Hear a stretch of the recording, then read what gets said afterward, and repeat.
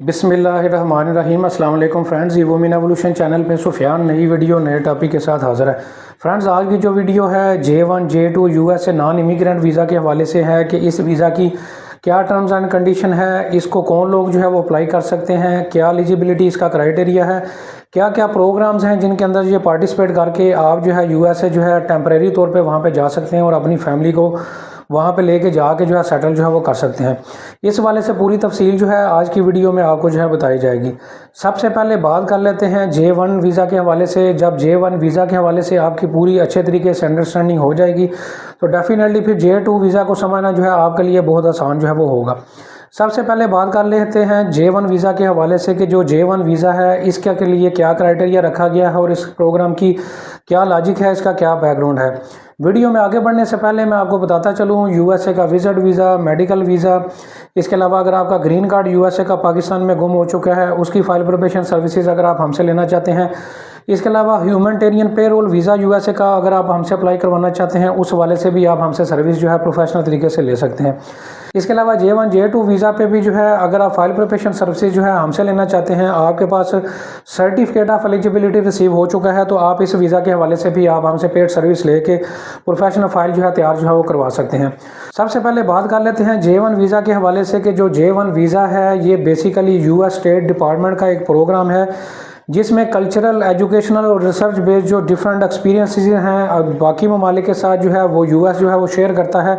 और बाकी ममालिक के लोगों को इनवाइट करता है कि आप हमारे मुल्क में आके रिसर्च के हवाले से, कल्चर के हवाले से,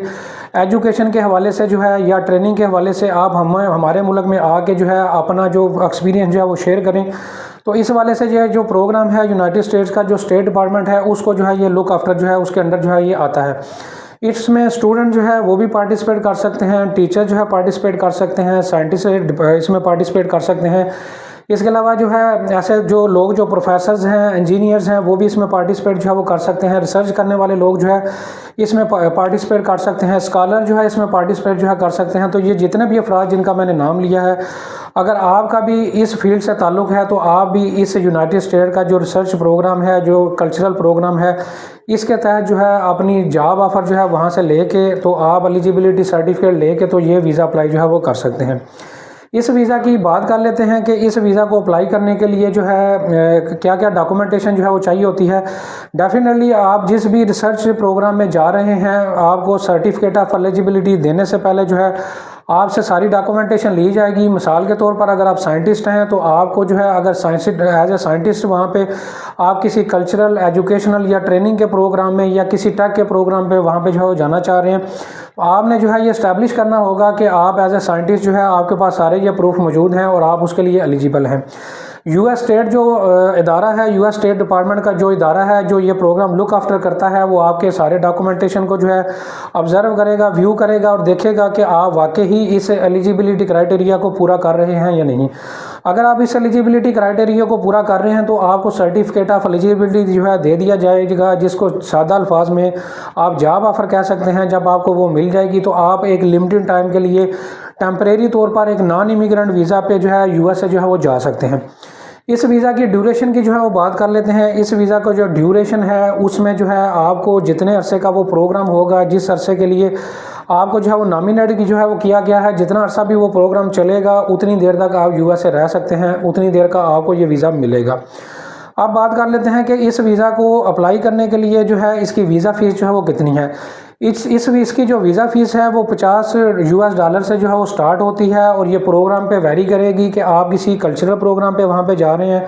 आप एज ए प्रोफेसर आप वहाँ पे जा रहे हैं, एज ए स्टूडेंट जा रहे हैं, एज ए टेक के किसी प्रोग्राम में जो है वो आप वहाँ पे सेलेक्ट हो चुके हैं तो प्रोग्राम के हिसाब से जो है आपको फ़ीस जो है वो चार्ज की जाती है। तो लिहाजा इसकी कोई भी डिफ़ाइन जो है लिस्ट जो है वो मौजूद नहीं है। इसमें कुछ प्रोग्राम ऐसे भी हैं जो कि यूनाइटेड स्टेट का जो स्टेट डिपार्टमेंट है जो इन प्रोग्राम को रन करता है, उनके कुछ प्रोग्राम ऐसे भी हैं जिनमें जो है आपसे फ़ीस नहीं ली जाती, आपको फ्री जो है ये ऑफ़र जो है सर्टिफिकेट ऑफ एलिजिबिलिटी जो है जॉब की दी जाती है और उस प्रोग्राम के तहत जो है आप यूएसए में जाके फ्री ऑफ कॉस्ट जो है उस रिसर्च प्रोग्राम को, उस कल्चरल प्रोग्राम को, उस ट्रेनिंग के प्रोग्राम को, उस टेक के प्रोग्राम को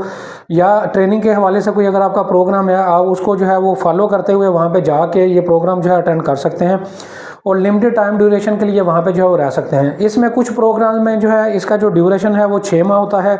कुछ प्रोग्राम में इसका ड्यूरेशन 2 साल होता है, कुछ प्रोग्राम में जो है इसका ड्यूरेशन जो है वो 4 से 5 साल तक जो है वो होता है। अब बात कर लेते हैं J2 वीज़ा के हवाले से। ऐसे तमाम अफराद जो है जो कि J1 वीज़ा में फाल करते हैं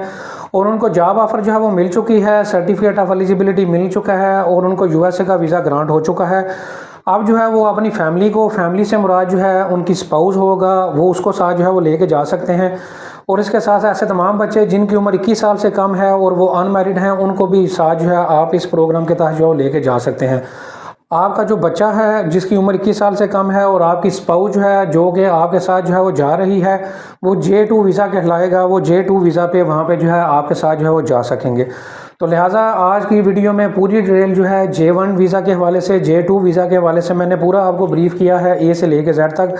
तो इस वाले से जो है उम्मीद है कि आपकी जितनी भी जहन में के अंदर जो है क्वेश्चंस थे वो सारे जो है वो क्लियर जो है वो हो चुके होंगे। इसके बावजूद भी अगर आपका कोई क्वेश्चन है तो आप कमेंट सेक्शन में मेरे पूछ सकते हैं। इसके अलावा लाहौर में गुलबर्ग 2 में हमारा ऑफिस है,